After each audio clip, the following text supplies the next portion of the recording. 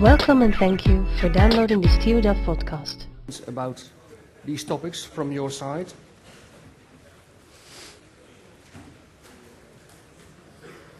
Nope. Okay, then we will continue today with the next topic. Next topic is materials.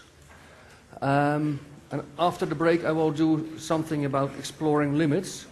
But first, the first hour is dedicated to materials. Okay, we will have a number of topics. First we will briefly discuss what are materials. Can we bring forward some kind of definition for it? What kind of materials are interesting? And then in particular for aerospace engineering.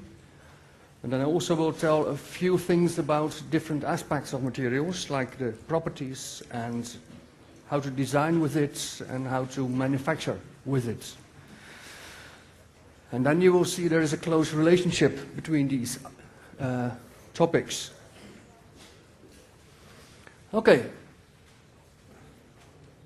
First question, what is a material? Could you describe a material? Could you give some features of a material? It provides an external sort of 1 minute. what we need to build something. What you need to build something. It provides a sort of skin for a skeleton of a structure that you have. Provides a skin for a skeleton or structure. My question would be, the skeleton itself, is that made of? Other ideas? A collection of matter that makes up a something. Collection of matter. Yeah. Essential things. Everyone knows when we're talking about materials what we mean with it, but how to formulate and how to express it can be rather difficult.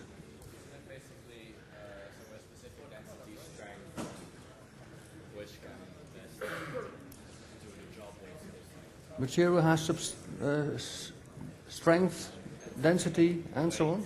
Yeah, density, weight. Has some properties indeed. Composition of elements. Yeah.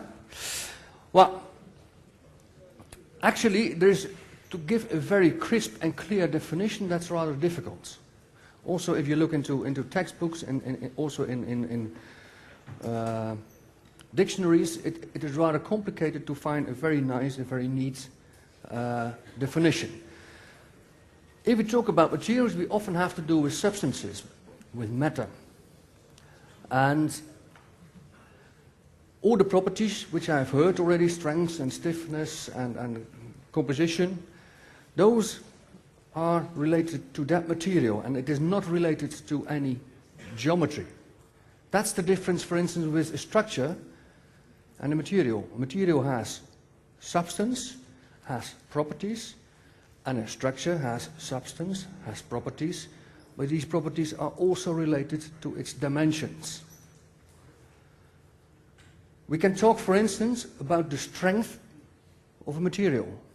We can also talk about the strength of a structure. If we talk about the strength of a material, we can zoom in as far as we can, and still that material has the same property. For a structure, the strength is also related to its size, to its dimensions. Small structure has small strength, large structure, large strength. I'm sorry, I don't want to interrupt, but wouldn't the fact that yes, that's why I'm apologizing. Wouldn't the fact that it is a material and that it exists, that it would have a shape by its definition? That since it is a material, it has to have a shape. Because without having a shape, it can't be a material. But over here it says, but it's without shape. So it doesn't exist. Of course, a matter always has at least some dimensions, but the idea is that if you talk, for instance, about density of a material, let's take density, however I make the size smaller and smaller, the density does not change. The density remains the same, even if I have a very micro small portion of a material, it still has the same density. If I have to calculate the weight of a structure, So a structure is a collection of materials, and materials is again a a collection of components. And components are made of materials. I will show in a few moments. Yeah? Okay, but realize sometimes we're talking about properties, as I will also for materials today. You find more or less the same names for these properties also for structures. But realize that difference. Okay, well, here is a little bit your answer, I hope.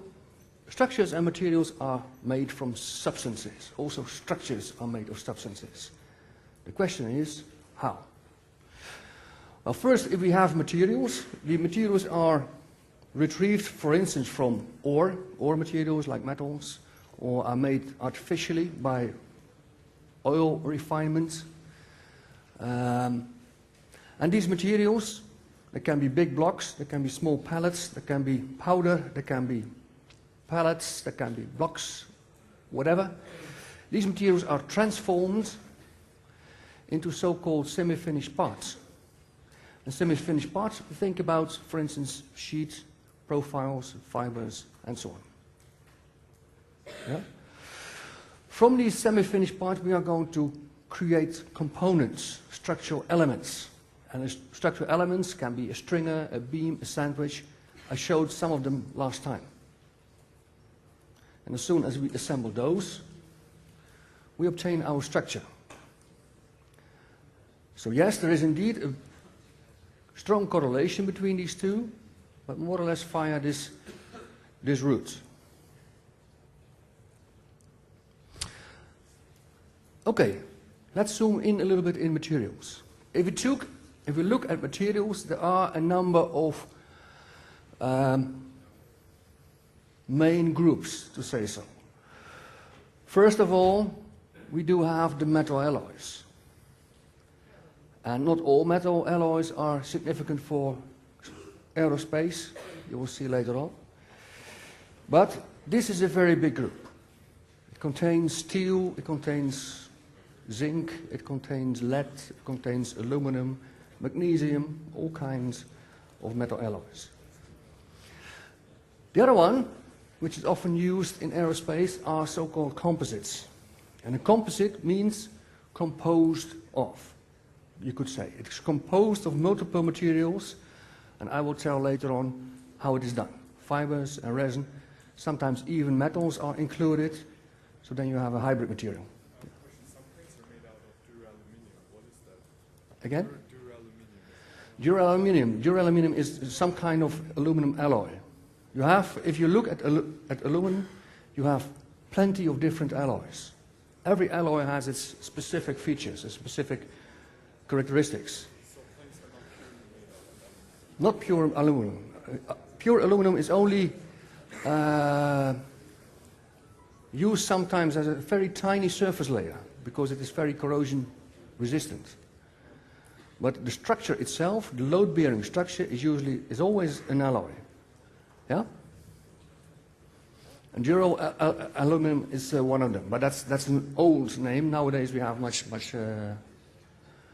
more better alloys, I think. Okay, other main groups are, for instance, the polymers and the ceramics. And both are, at least for aerospace, not really relevant, structurally relevant. If you look, for instance, at polymers, and you have to think about plastics. Plastics are very nice materials for households, for gardens, for whatever. But you don't use them in highly loaded structures. Then the strength and the stiffness of these materials is way too low. Ceramics, on the other hand, has another problem. As you can see, it is way too brittle. It is very notch sensitive, and it breaks very easily if you have a load which is not properly applied to a structural part. I think I don't have any pictures from it, but remember one of the shuttles who was damaged by a piece of foam which hit the leading edge of the space shuttle, and later upon re-entry,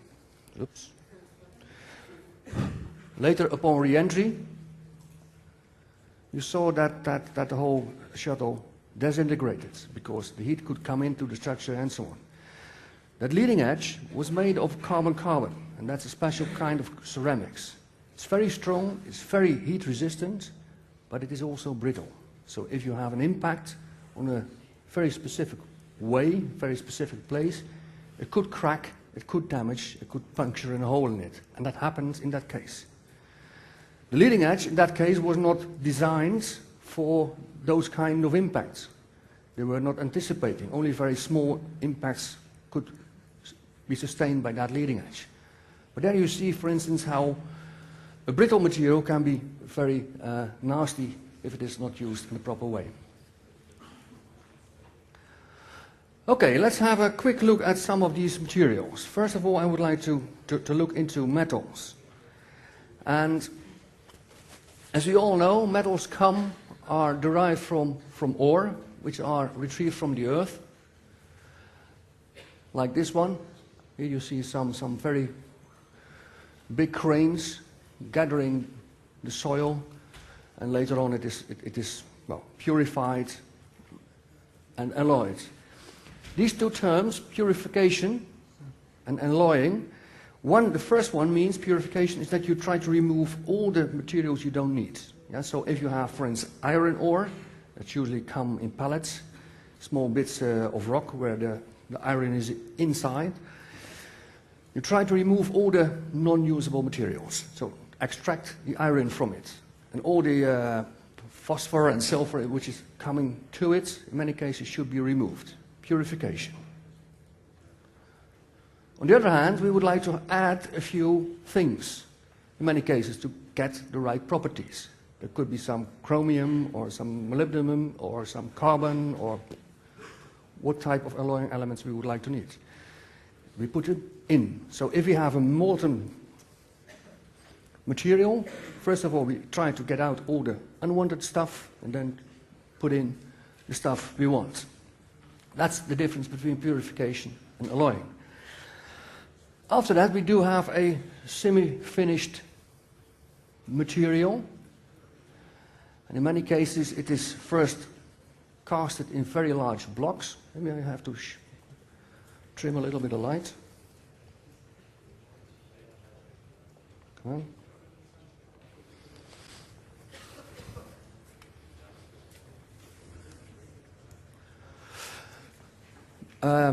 This is typical sequence for iron ore. Here you see very large blocks. I think they are about 2 meters tall and 1 by 1 square. So these represent more or less about 40 tons each. And you can still see that they are glowing from the heat. They are coming from the casting mill, casted in these type of shapes, put on here on lorries, and later on they go to the mill to be rolled out in thick plates or sheets. And then we have so-called semi-finished parts. Other options are also extrusions, profiles, and so on. From here we go to the final part. So when we have a sheet, we can press form apart from it. And then we have our component which can later be assembled into a structure. Okay, this is typical for iron. Question, what are the names of these processes used for aluminum and for iron? Iron is the blast furnace. Blast furnace, yeah, for iron. I can't remember the proper name for aluminum, but it's Electrolysis, yeah. So indeed, blast furnace and electrolysis. This is, by the way, a very energy-consuming process. In Holland, what you see, for instance, in Borselen, we have a nuclear power plant, and that was built there because next to it, in the harbor of Flushing, there was a very big aluminum plant. And a lot of that energy went into that plant. That's why it's also very important to recycle aluminum, because then you can get your new aluminum aluminum at much lower energy levels. Metals have a number of typical properties. First of all, most metals are isotropic. What's isotropic? Anyone knows? Again? Does that mean they keep their shape? They keep their shape? No, that's not meant by isotropic. I'm looking for another explanation.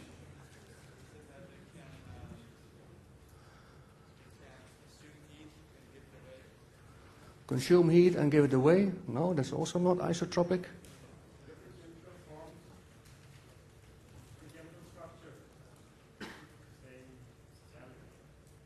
Given the structure. And again?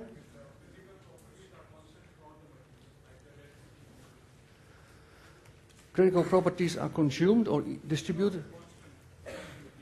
Yeah, you are becoming close. Actually, isotropic means that the material properties are independent from the direction. So if I take a piece of material and I determine the strength in this direction, it's identical as in this direction or in that direction. Same with the stiffness. Of course, also the material is homogeneous, so the density is the same everywhere. That means isotropic. Yeah? Properties are independent from the direction which I take in the material. Okay, most materials are indeed isotropic.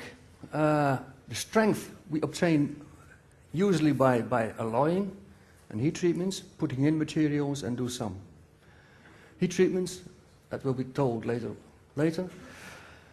Most metals also do show plastic behavior, and what it has, plastic behavior has a very beneficial advantage because we can shape a product from a flat sheet. Here you see, for instance, a simple tool, simple cutout, and after press forming operation, this is the final part. You can do that in one stamping operation. That's due to the fact that the material is plastic, can become plastic. And then, last time we have said, we operate our aircraft in the elastic area. Please don't go into the plastic area because then you have a lot of troubles with flying around. But manufacturing is done in this part. So this, what you see here, is related to the plastic area. Yeah? Metals can also be melted, can be made fluid. And it also has some impact on, for instance, recycling, welding, casting. Good processability and often low cost. Not all metals are cheap, but a lot of them are cheap. Next slide, you see some properties of metals. Well, just to show you, first of all, the density has to be related to the weight. Then the Young's modulus. You already had some information about these properties or not? Some yes, some no. Well, it has to do with the angle of this one. The steeper the curve, the more resistant the material to deformation, and the higher the Young's modulus. The stiffer the material. Stiffness means resistance to deformations, and the stiffer a material, the larger the force I need to give it some deformation. Yeah? So that's represented with this number. So steel has a high stiffness when you compare it to aluminum. And titanium, for instance, here is some intermediate value. Yield strength, as you can see here, that's this point. The transition from elastic into plastic. So during operation, I always have to stay below that. And when I would like to manufacture by plastic deformation, the previous slide, I have to go beyond that point. Yeah? Failure strength is the maximum strength here, and the maximum strain is actually, if I do this as stress-strain curve, the maximum deformation I can take. Well, what you see here are stresses and strains. Why stresses and strains? If I would like to compare two different materials, like let's say aluminum and steel, I can take two samples. Once, well, no, two bars. The aluminum is a thick bar, the steel is a small bar, a thin bar. When I pull them apart, then I see, okay, the aluminum fails, let's say, at 10 tons, and the steel fails at 3 tons. So the aluminum bar is stronger than the steel bar, but it does not say something about the material itself. If I would like to compare aluminum and steel, I have to do a specific calculation. I have, in tension for instance, I have to take the load and divide it by the cross-section of the bar, and then I get a so-called stress. Force divided by cross-section is a stress. And because the aluminum is much thicker, the stress will reduce significantly. And because the steel one was a small one, it could have a higher failure stress than aluminum, which is often indeed the case. Yeah? And then I can compare the two materials and say aluminum has a higher failure strength or lower failure strength than steel. Is that clear? Well, that's how we compare these materials. These are all in stresses, so we are actually here comparing materials. Well, what you see, for instance, is a difference in density, steel, aluminum. Here you see density of titanium. What's more, this is a high-strength steel, and you can see it has a very high value indeed. So based on these tables, what material would you choose for a high-strength application? High-strength steel is one of the best, huh? Okay. Is it also true if we are going to fly with it? Yes, no, that's an interesting conflict. You need something more elastic so it's more resistant. More elastic. Should be lighter. How are we going to incorporate the weight? Is that possible? Let's say we are talking about tension. We're pulling at a material, so it has a certain force divided by the area we enter up to a certain stress, but the bar also has a certain weight. To take whatever has the lowest density, so it also has the lowest mass. Again? Take whatever material has the lowest density, so for the same area, it'll have the lowest mass. Just taking the material with lowest density? No, for just that application.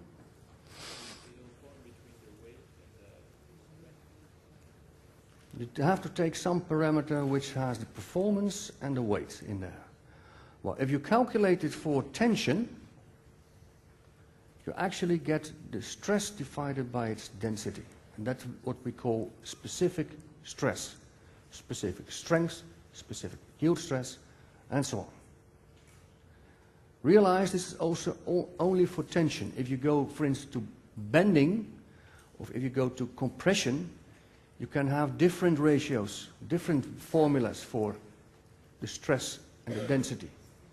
But for this simple application, pure tension, and I challenge you to look for it at home, simple tension, you can have stress divided by density.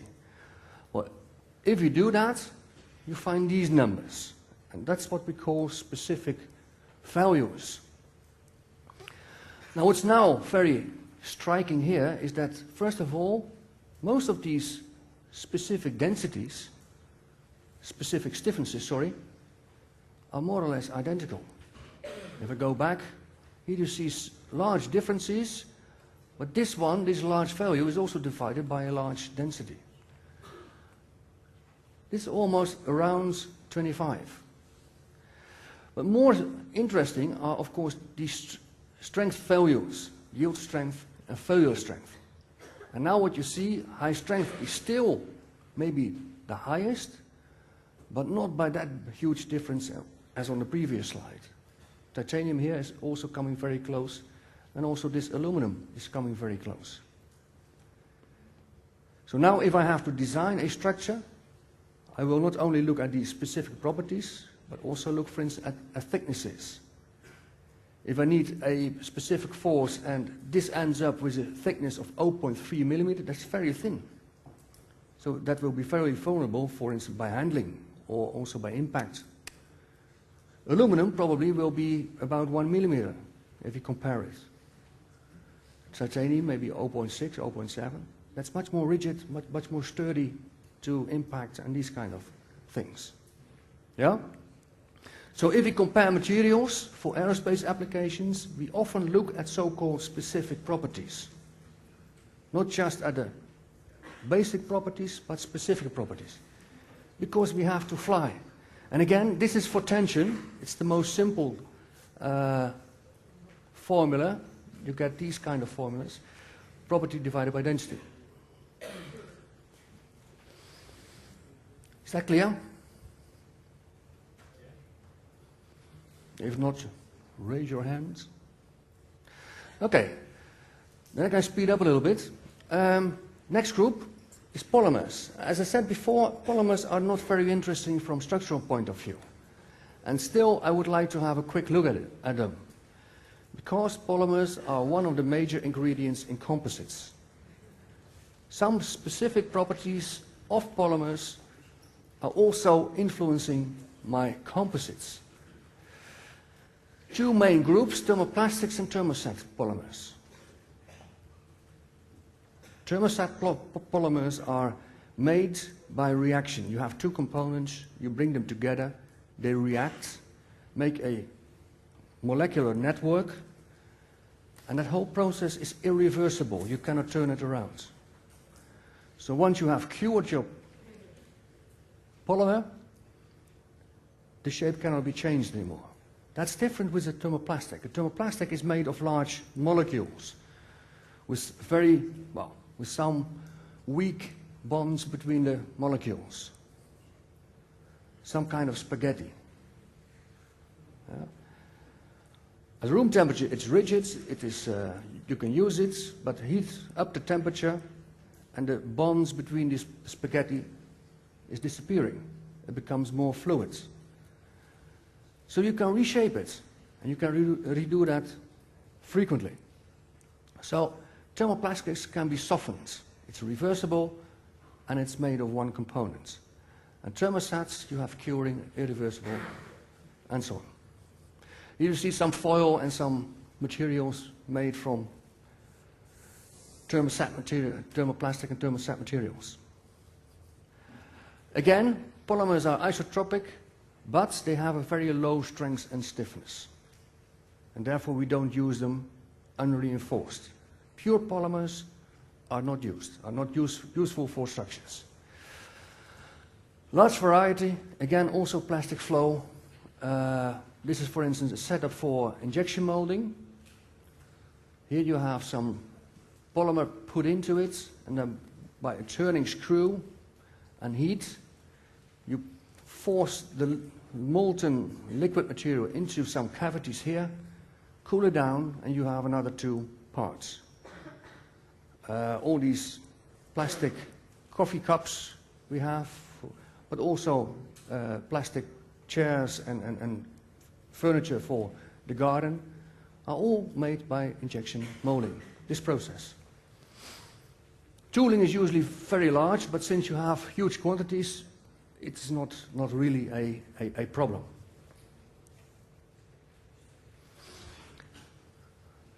Good processability, and in many cases, cheap. Very cheap materials. Okay.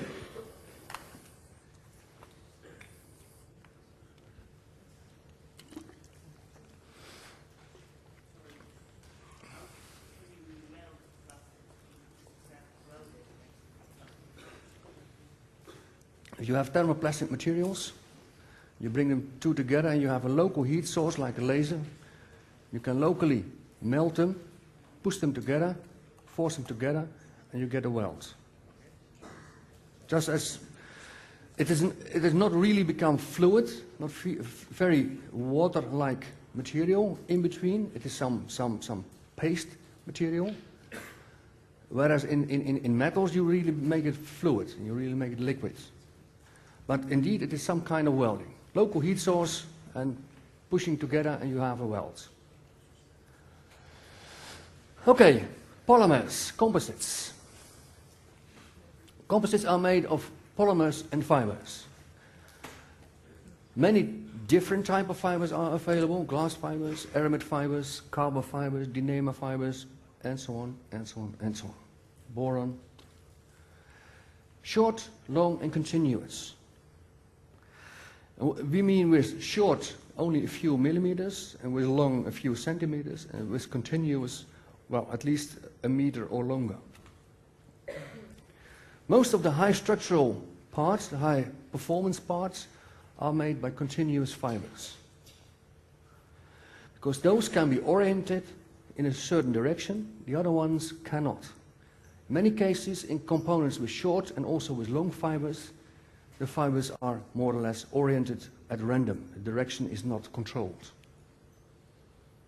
That's possible with the continuous fibers, not with the short and long ones.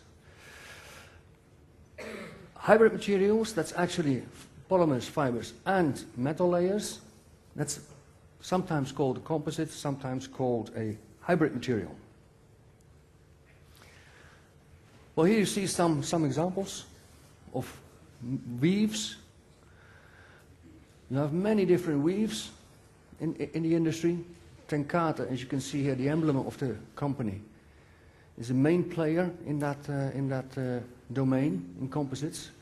They shift from cloth to composites, and I think they did it very successfully. But here you see, for instance, a number of these weaves coming from Tenkate. In many cases, yellow is more or less, for most reasons, if there's no resin to it, it's aramid, white, glass, black, carbon. So you can recognize most fibers. It's not always true, but as a rule of thumb, you could say so.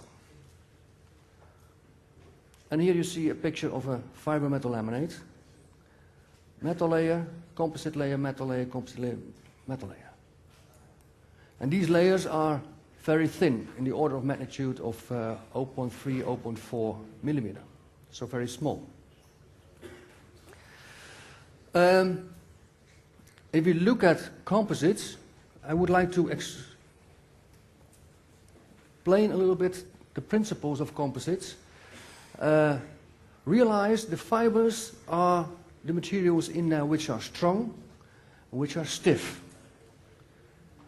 And for the strength and the stiffness of a component, these materials are sufficient. But as we have a rope, we can pull onto a rope, but we cannot compress a rope. As soon as you have a fiber, you can tension it, but not compress it, because then it buckles in all directions. That's where the resin comes in. The resin is there for supporting, making able that you also can have compression forces on composites, and of course also to protect the fibers, so that no moisture or whatever can degrade my fiber. But the strength and the stiffness is provided by the fibers. Fibers are strong and stiff in one direction only.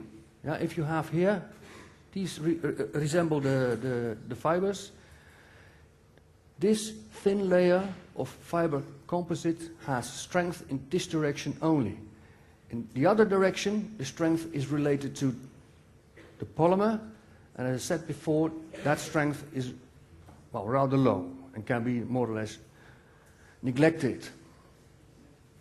If I also would like to have strength in this direction, I have to build up a so-called laminate and put layers in different directions. Yeah? Okay. Some features of polymers: highly anisotropic. That means now the properties do depend on the direction I will look for. It has also a benefit.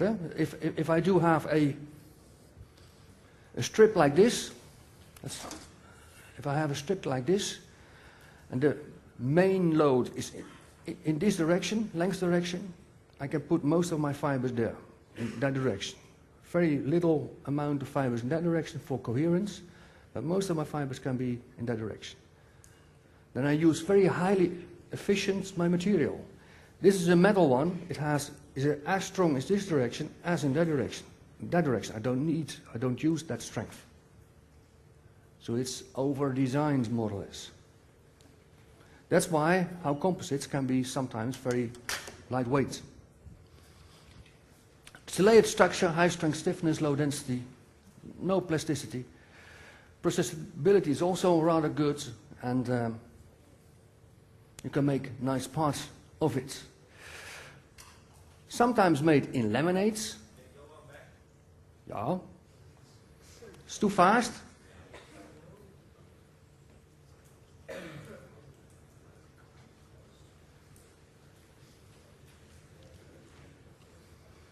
Yep.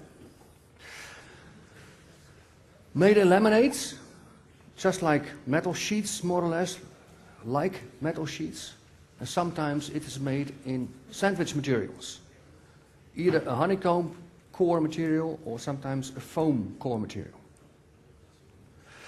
Here you see, for instance, these flaps on an aircraft are in many cases partly or sometimes even completely made of sandwich materials. And here you see how it is constructed.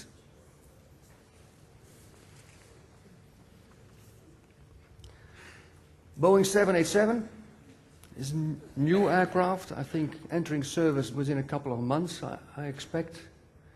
A lot of it is made from composites. The fuselage is almost entirely made of composites. Well, here you see the inside. All kind of head stiffness in this case, some beams, and so on. Okay, let's have a look at the properties of these composites. I put in this one several materials. First of all, an epoxy. Epoxy is a thermoset polymer. It's polymer only. And when you see the Young's modulus and the strength, and you compare that with the aluminum values here, you see what I meant when I said these materials have very low strength and stiffness properties. PEEK is a thermoplastic material. Polypropylene is also a thermoplastic material. And you can see all these materials have low values for strength and stiffness. Here you have two materials, two metals to compare with, because we have seen them a few slides ago. And these are two composites. One a glass composite and one a carbon composite. Both have unidirectional fibers, so all fibers are running in one direction, and we are testing the material in fiber direction. So realize, as soon as you are going to a cross-ply material, or you have to divide these values by 2. 60% means the fiber volume content. How many fibers are in there? This is a rather high value. What you often see, for instance, for injection molding or hand layup, you enter up with values in the 40 or 50%. But it has a number of quality of your product. So the higher the volume, the higher your properties can be. Well, if you compare it, you can already see that glass is very strong, carbon is a little bit less strong, but that changes when we are going to the specific properties again, as you can see here. And then you see that these composites can have very high specific values, both in stiffness as in strength. Again, realize we are talking here about unidirectional materials. As soon as you have to make a component which is loaded in more than one direction, these values will drop. But nevertheless, you have potentially very high valuable material. Again, the yield strength. of these materials don't have a yield strength. If you have a composite, those are more or less elastic until they fail. So usually these composites don't have a specific defined yield strength. Yeah?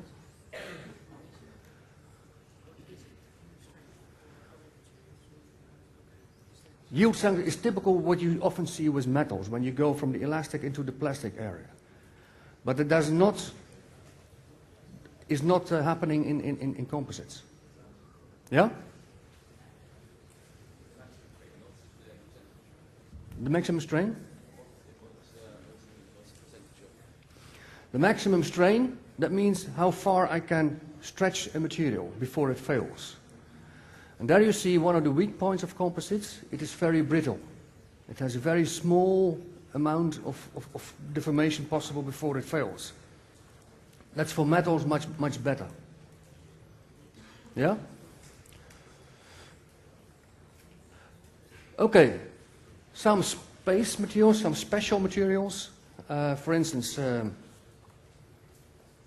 space materials. I will come back to that later on. But for space materials, this is a very important relation. The heat coming in and the heat flux going out, and how to dissipate, how to cooperate with heat. Okay, I think it's better now for a short break.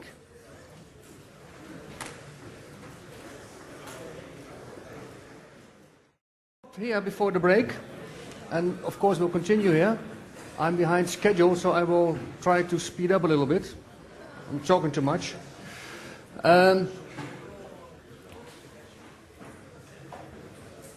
What I would like to show very quickly is that there's a relationship between the materials, type of material, between the shape or the design, and how it is produced, what kind of production methods you have.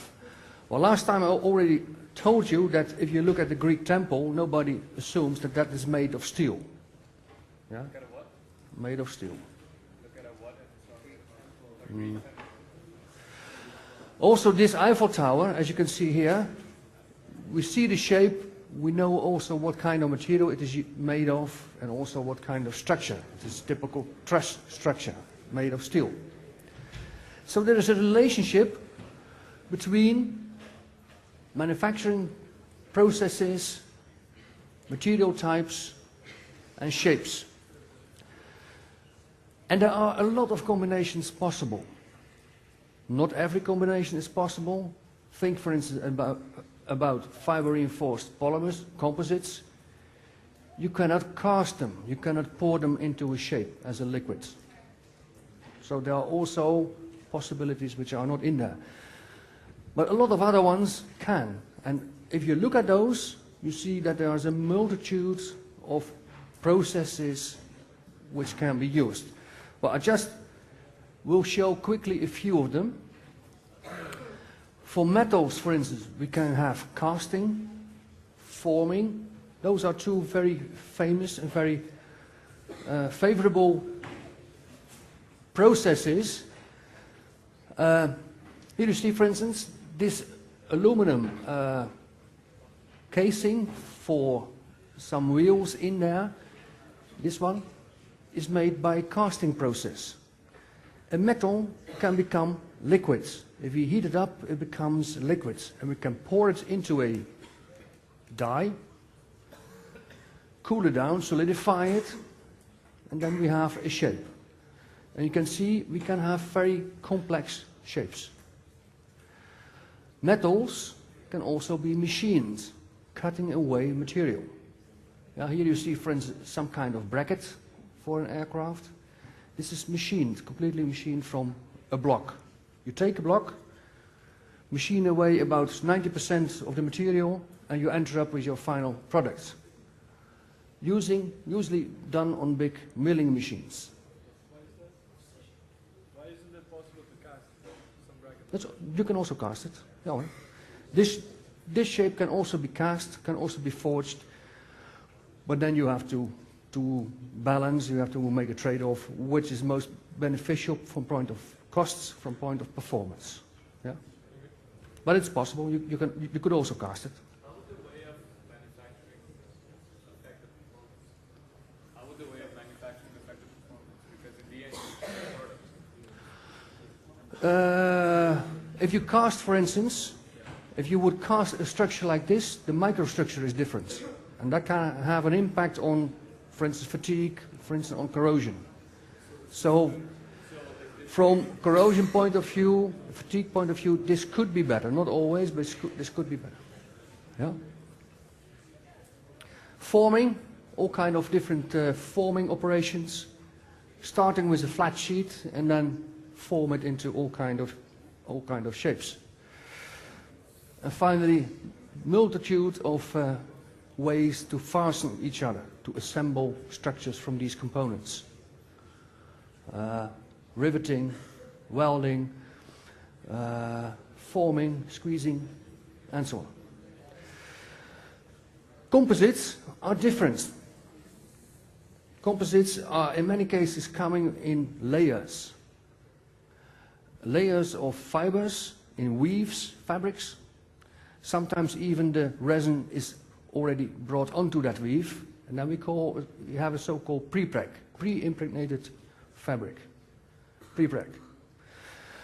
What we do in composite manufacturing is building up a structure by putting layers on top of each other. For instance, in the layer process. Once the whole stack is completed, you put it into a nice foil, into an autoclave, and cure it. And after 1 or 2 hours curing, you have a solidified, a cured product which can be used in an aircraft. Here you see, for instance, parts which are made by press forming, just like metals.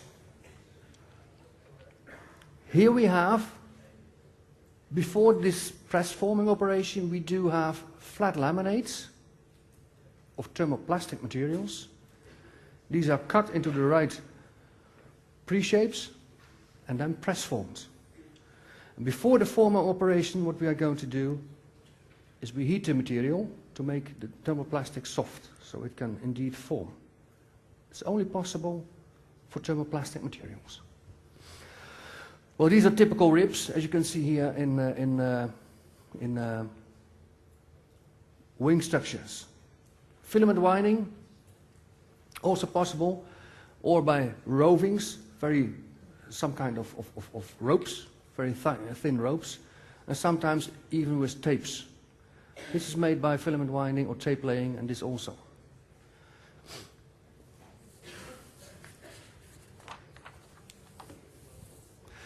So summarizing, if you look at the different properties, that has an impact on how to produce it.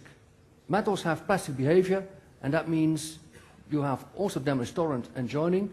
You also can have forming operations. Composites, what kind of properties they have, and here you see some impacts on manufacturing. Sandwich, different cell, laminating, and so on. Okay, questions so far about this one. Realize the main message I brought in the last 5 or 10 minutes was that there is a link between your material, the shape you can get, and the production process.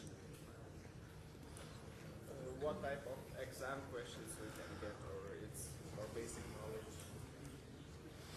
What type of exam questions can you get, or is it basic knowledge? You should, for me, most important now is understanding. So if I have a multiple choice question and say casting can be performed in metals, composites, hybrid materials, you should be able to say, okay, it's okay for metals, but not for composites. Yeah? As an example. Or I would ask you, for instance, to mention at least 2 production processes for composites. Then you could say layup and filament winding and so on. Yeah? Okay. This one is a little bit about exploring the limits. I forgot here to mention what chapter it is, but I will put it on later onwards. Later on. Hello? Yeah. Later on, I will put it again in the slides. Yeah. So when I put it on Blackboard, there will be some Anderson chapters or paragraphs in there. This is about X-planes going from subsonic to supersonic, and if I have some time, also a few words about high temperature materials. X-planes means experimental. And after the Second World War, there were a huge number of experimental planes, and I think they are still going on. And each of these planes has some specific goal to investigate some specific property. One of the first, and which was most famous, I think, is, for instance, the Bell X-1, which you can see here. The first one who flew faster than the speed of sound. They conquered there the supersonic, or the so-called sound barrier. You see, it's only just beyond the speed of sound. As I said, a lot of these X-planes have been produced after the Second World War. If you look on this side, you can see a large overview of all kinds of X-planes. I think one of the latest, and maybe that's already obsolete, I don't know. I think they are somewhere in the X-53 or something like that. And I will show a few of them and just mention how they used them to explore the limits of flying. First of all, the X-1 was to conquer the sound barrier. Here you see another one, X-1A, X-1B, derivatives of the X-1, the Bell X-1B, flew a few years later, and they exceeded even Mach 2, 2 times speed of sound. Expensive projects in many cases, because as you can see, these aircraft only flew a few times, 15 flights and 27 flights. Well, that for a very expensive aircraft, it is also a very expensive program. Another one, in '59 already, that's more than 50 years ago, that's the X-15. And you see a picture of that aircraft here. So far, the aircraft with the highest Mach number, 6.7, sorry, that's my Dutch habit, and also very high altitude. Yeah. Temperatures on this aircraft exceeded 600 degrees Celsius. So that's not fly around anymore with aluminum. You need to have steel or titanium alloys. Very expensive aircraft, again. X-29, specific aircraft for forward sweeping wings, as you can see here. Most of the aircraft have the sweep backwards, and that's due to the fact that we are constructing in aluminum. As soon as you have an increase in alpha, you also have an increase in force, and since that point is behind the attachment point of the wing, you will have also a forward bending moment in your wing structure. So the initial increase in angle of attack is counteracted by a twist, forward twist in your wing. As soon as you do the opposite for a metal structure, you have an increase, which is indeed further increased by your bending up of the wing.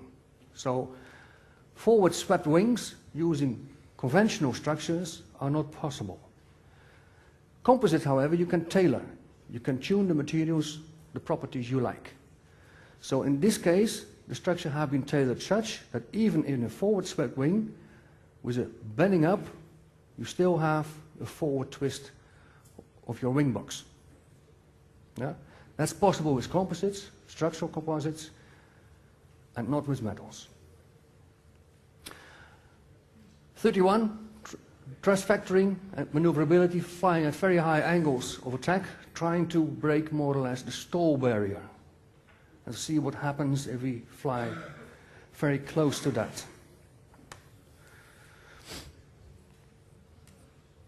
32, 35, that's nowadays what we call the ASF. This is our ASF fighter nowadays. But it started as so-called X-planes.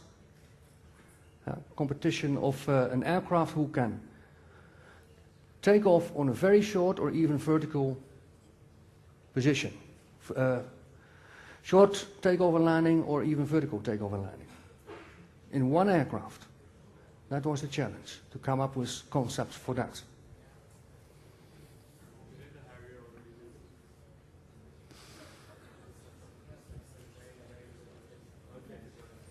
Yeah, Harrier also did, but this is a new generation of aircraft for it. X-45, that's an unmanned combat vehicle, one of them. I think there are several X-planes in this domain and still developing further.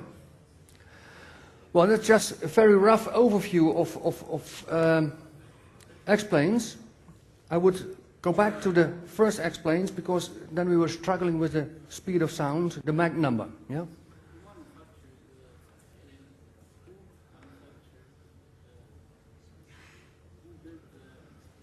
Who built the X-planes? That's usually with different companies.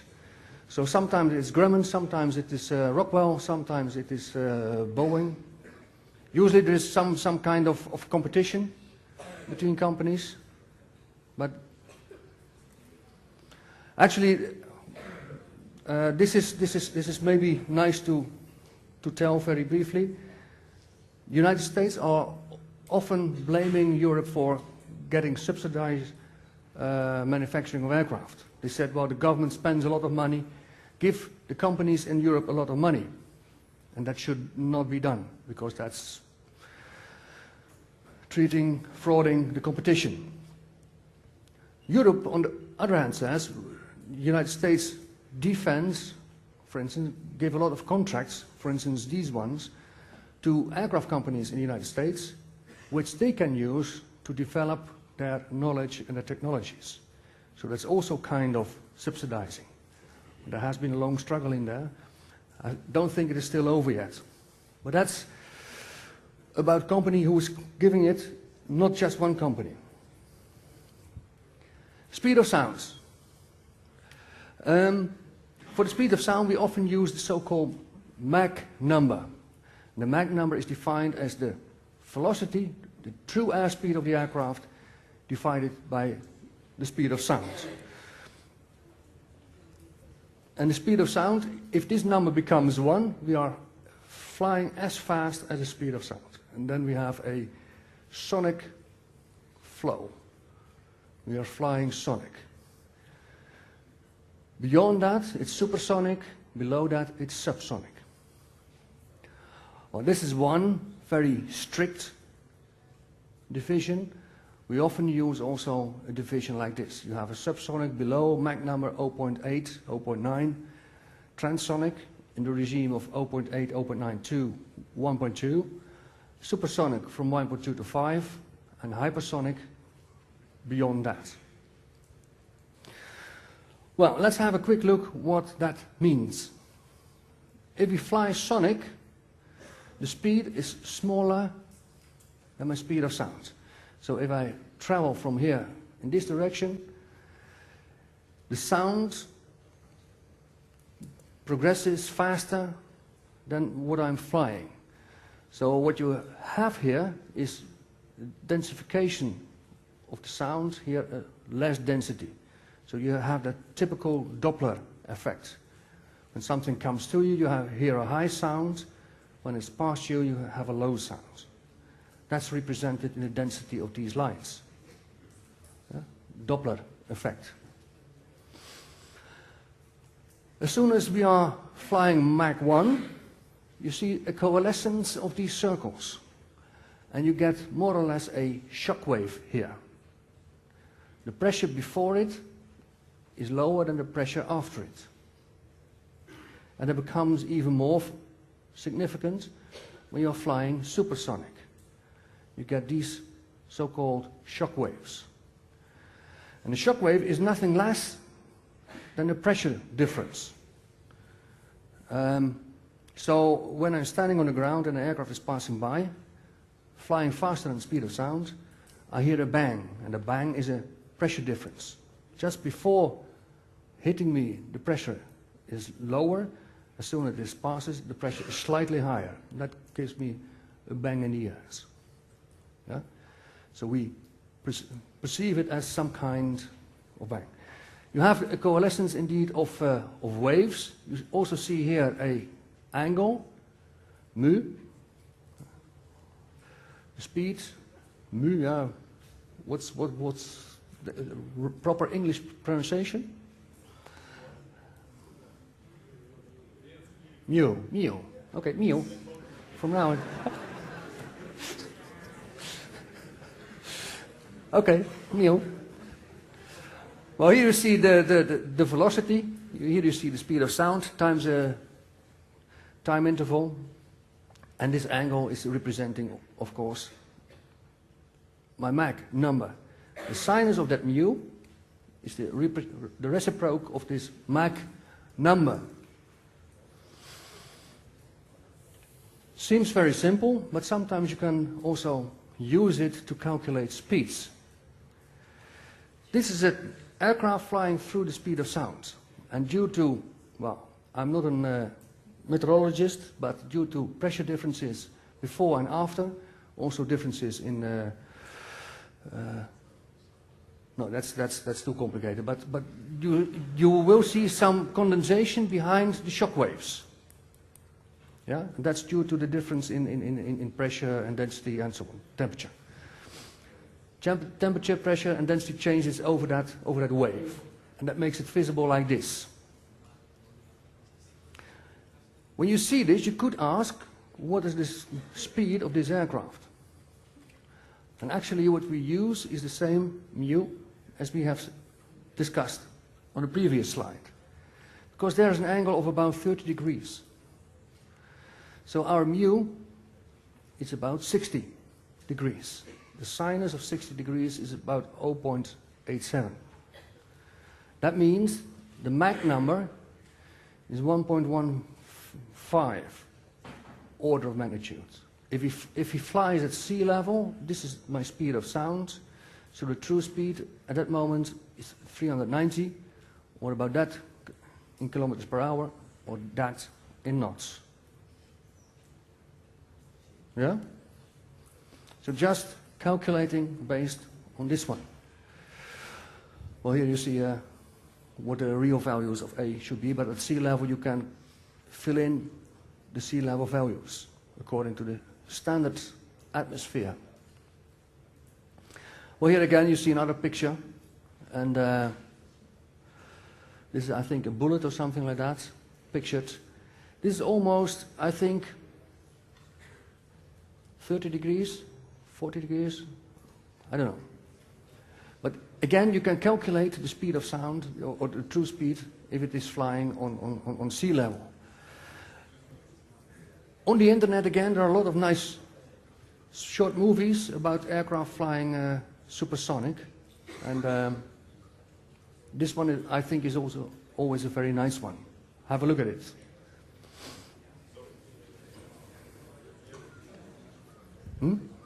Some.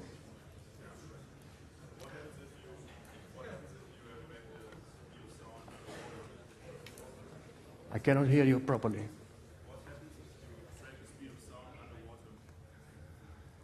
What happens if you break the speed of sound underwater? My goodness. I don't know.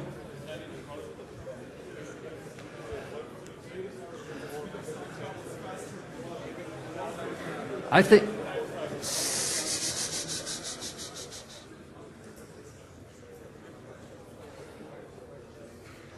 I really don't know. First of all, I think there's a completely different speed of sound.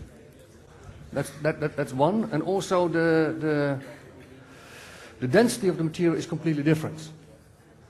But nice question to ask when you are going into aerodynamics, and ask the aerodynamics people about it. Yeah?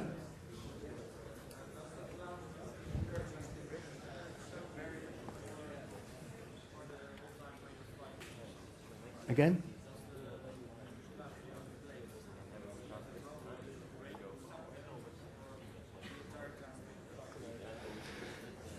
Is the sound barrier of is this cloud all the way existing, or does it... no, go back please. Maybe I can...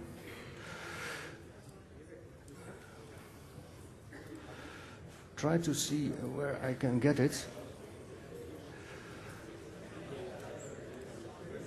Come on.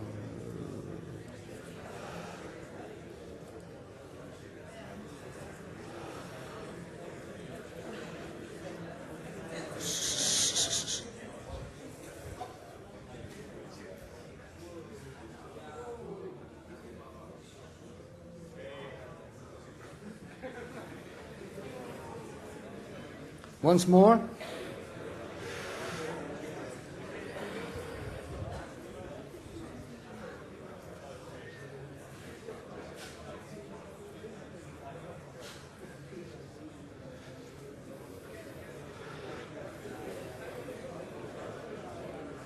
I hope that answers your question.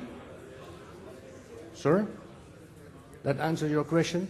Because an aircraft is not just going through some shock waves. No, it's flying around and dragging with it these shock waves. So his question was, does you see this cloud only once when it passes through? No, it takes it with it. And of course it depends on the composition of the air whether you see a very significant cloud or not. I can imagine that when he's flying at higher altitudes, but then the moisture in the air is much less or drier or whatever, you do not always see such a cloud. Why is there another cloud? You also probably have some shock wave over there. So you have a small shock wave here and a much bigger one coming from the wings. Last question. One last question. If you're slipstreaming behind this aircraft when it's going supersonic, would you actually be pushed away from it? I don't know. Because like you said, there's a shock wave coming through due to pressure difference. So if you're slipstreaming behind this aircraft, would you be pushed away instead of closer? Again, ask these aerodynamicists. Yeah? Okay. Just a few words more about this. This is what happens when flying faster than speed of sound. We have seen before that at very low speeds you can regard the air as incompressible, but that's not possible if you are flying faster. So let's say 300 kilometers per hour, 350, it's up to then you can regard it incompressible.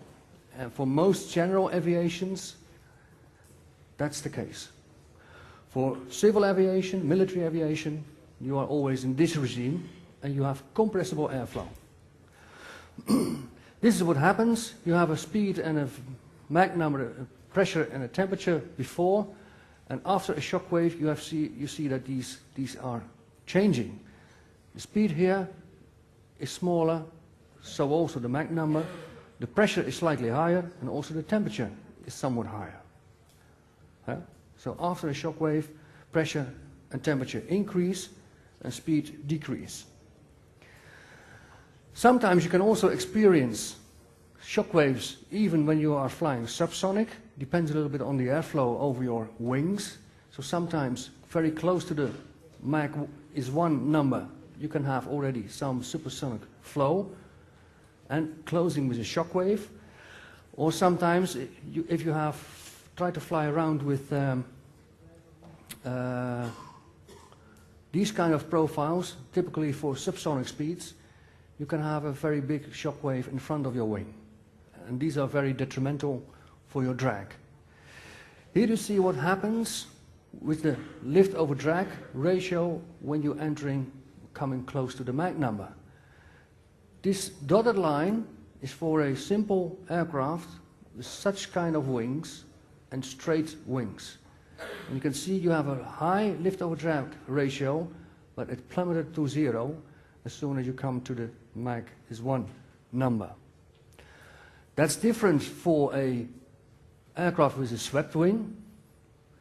Though smaller LOD values at small speeds, it has a much better one at high speeds.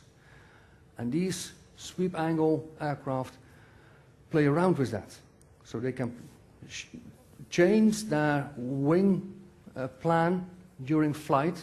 So almost like this at low speeds and like that at high speeds. Here you see, for instance, again, the same effect, where you have drag coefficients, which is low at subsonic speeds, but increases significantly when you come close to the speed of sound. And that's why people always experience as some kind of sound barrier. That is almost very difficult, problematic to surpass the speed of sound. You also get a lot of buffeting, trembling of the wings. So they were, in the early ages after the Second World War, very anxious to go beyond the speed of sound. That's why the Bell X-1 was launched. No sweep, you have a huge increase in drag, and if you have a very proper sweep, you have much lower.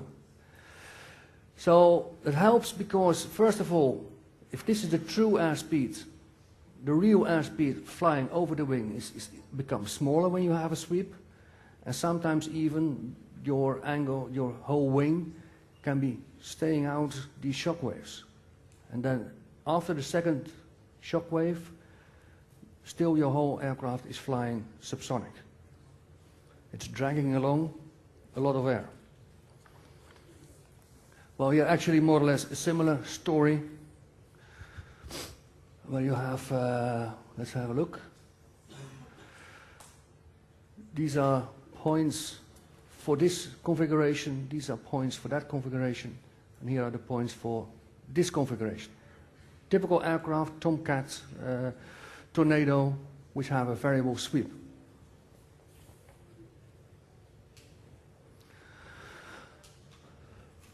Okay, so in the transonic regime, close to the speed of sound, close to Mach 1, you have in many cases a very high drag.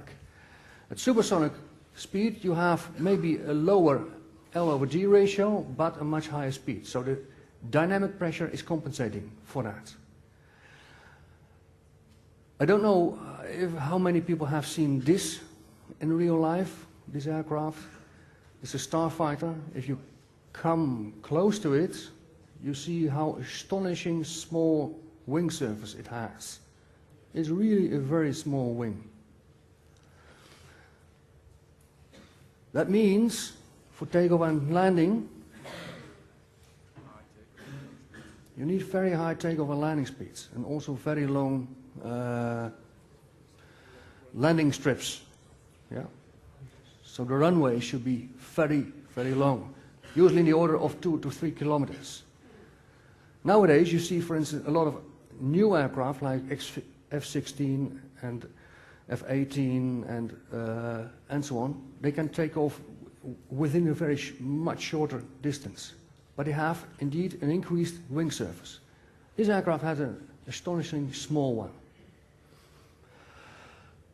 Okay, few words about high temperature materials. If there are no questions about this explains story and Mach numbers.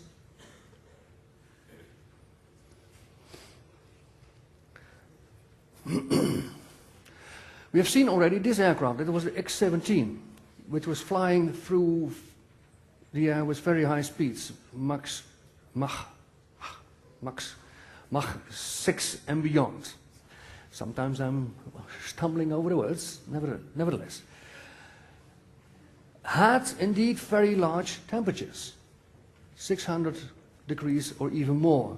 And that means we cannot use aluminum anymore. We need to have stainless steel, titaniums, and so on.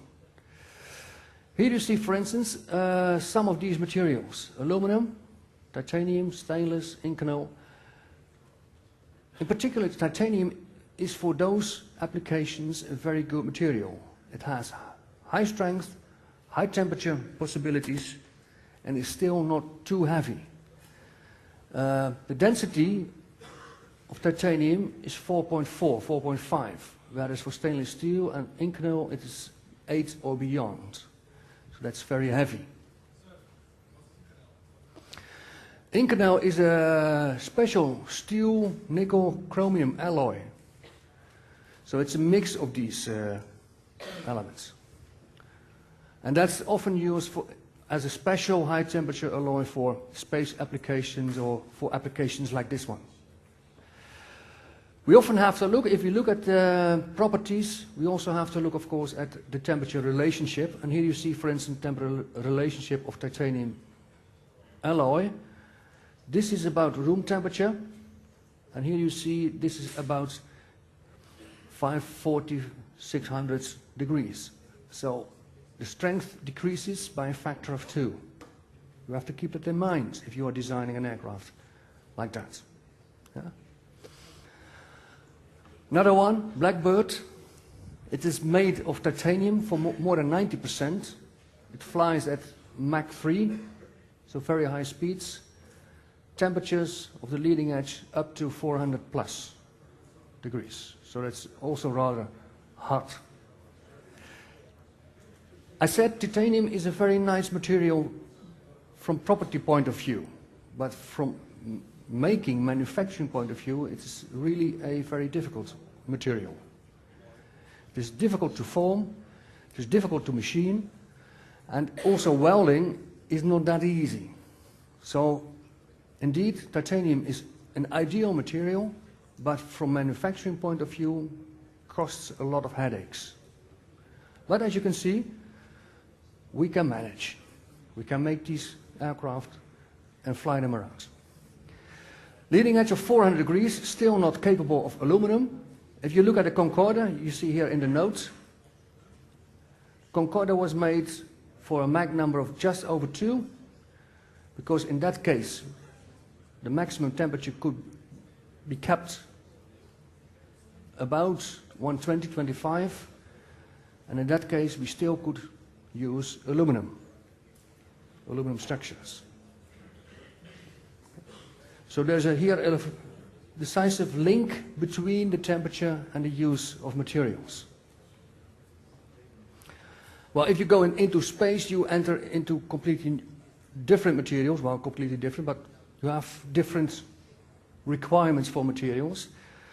One of them is, for instance, these heat shields. These are completely different materials. In the early ages, they use so-called ablative shields, and that means that when it enters, all the heat dissipates very little material, but by dissipation, a lot of energy was consumed by the dissipating material, by the sublimating surface.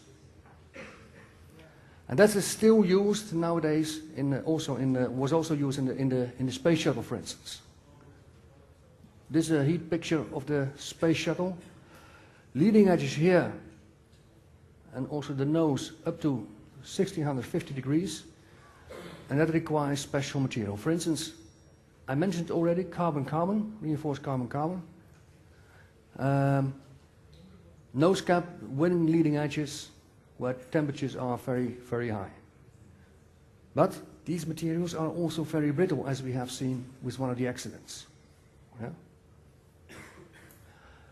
A lot of tiles are used on other areas where the temperature is not that high, or insulation blankets. Here you see, for instance, one of the tiles. The tile has a foam-like structure in between, so it is very much isolating the inner structure. Takes up some heat, but there is a lot of silica. Well, here you can read what kind of materials are used. The fun from of these tiles is those were most of them were identical tiles. So there were maybe a few thousand of these tiles on the aircraft, every one more or less different. So it was very complicated and very costly. Well, here you see the distribution of all the different materials. So the hot structure here in front, the carbon-carbon, the tiles, this area, the blankets, and so on.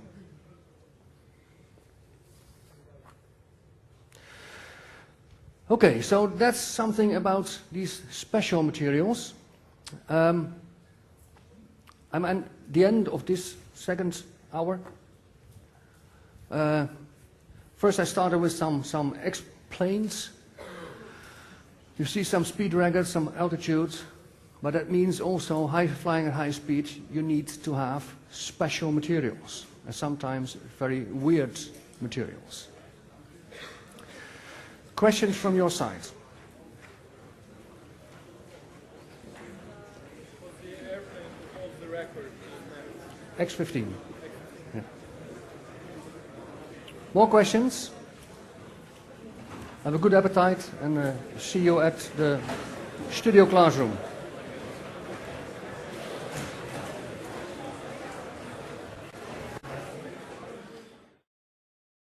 Please visit our OpenCourseware website for more information. See you at our next